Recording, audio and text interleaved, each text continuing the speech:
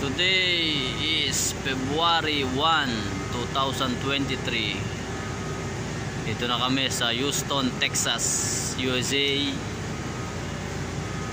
Kami dito, mag-loading kami. Yan, ito na yung loader namin, laki. 20,000 per hour ang kaya nitong ikarga. Kaya within 24 hours tapos yung operation namin dito. Kakarga namin dito is pit coke. Yung itsura ng pit coke, ganyan. Yan. Mineral siya na may halong parang coal siya, parang coal. May konting mga grease, bunker, ganun.